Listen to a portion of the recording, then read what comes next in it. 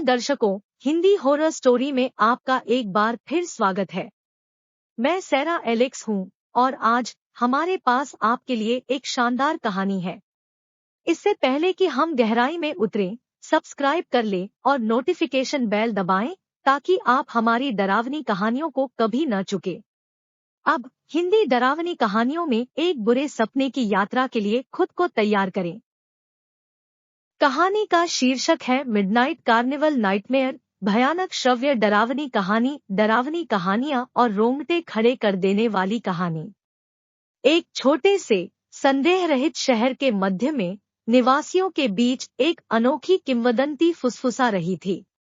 उन्होंने midnight carnival के बारे में बात की, जो एक ऐसी घटना थी जो आधी रात होने पर रहस्यमय तरीके से घटित हुई, लेकिन भोर होने तक हवा में गायब हो गई। यह कार्निवल कोई सामान्य मामला नहीं था, इसे एक दुःस्वप्न आयाम का द्वार कहा गया था।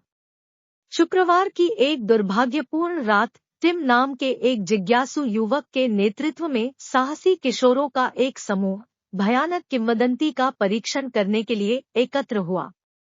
टिम अपनी निडरता, अज्ञात को जानने की इच्छा के लिए जाने जाते थे।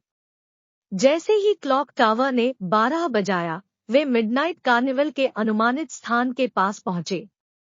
जैसे ही वे शहर के बाहरी इलाके के पास पहुंचे, हवा ठंडी हो गई और चारों ओर अंधेरे की चादर छा गई। कैलियोप की धीमी आवाज और टिमटिमाती रोशनी ने रात की शांति को भंग कर दिया। मिडनाइट कार्निवल सामने आ गया था।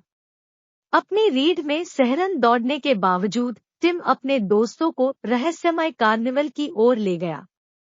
वे चरमराते दरवाजों से गुजरे, उनकी प्रत्याशा घबराहट के साथ मिश्रित थी। कार्निवल एकदम सुनसान लग रहा था, फिर भी एक घबराहट भरा माहौल छाया हुआ था, मानो अदृश्य आंखें उनकी हर गतिविधि की जांच कर रही हों। जैसे ही उन्होंने खोजबीन की, उन्हें दूसरों से अलग एक तंबू मिला। यह खराब हो गया था, इसके कपड़े पर फीके प्रतीक सज रहे थे। उत्सुकतावश उन्होंने अंदर जाने का फैसला किया। जैसे ही उन्होंने दहलीज पार की, तंबू में अचानक हवा का झोंका आया।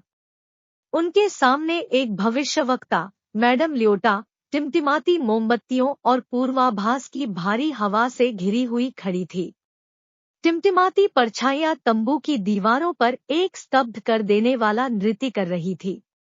वे झिझके लेकिन भयावह आभा से मंत्रमुग्ध होकर बैठ गए। मैडम लेओटा ने टिम को आगे बढ़ने का इशारा किया और उसकी क्रिस्टल बॉल में झांकने लगी। उसकी आंखों के सामने अंधेरा और निराशा का दृश्य घूम गया। उसने शांत, पूर्वाभास भरे स्वर में बात की, जिससे पता चला कि कार्निवल वास्तव में एक दुःस्वप्न आयाम का द्वार था। जैसे ही उन्हें एहसास हुआ कि वे इस दायरे में फंस गए हैं, उनमें दहशत फैल गई।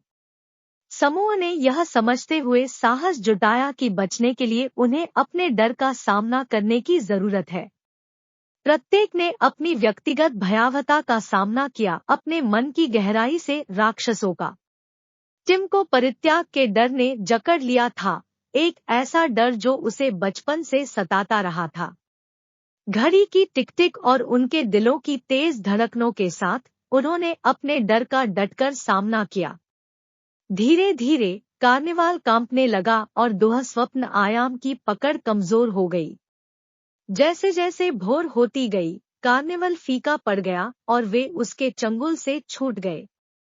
जैसे ही सूरज उगना शुरू हुआ, उन्होंने खुद को वापस प्रवेश द्वार पर पाया। दुःस्वप्न आखिरकार खत्म हो गया।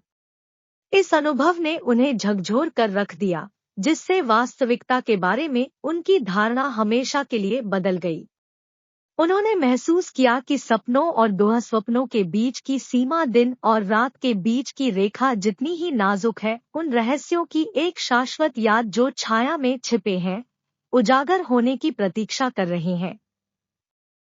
वह रोंगटे खड़े कर देने वाला था।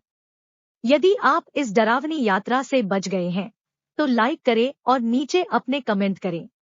अधिक रोंगटे खड़े कर देने वाली कहानियों के लिए सब्सक्राइब कर ले और नोटिफिकेशन बेल दबाएं।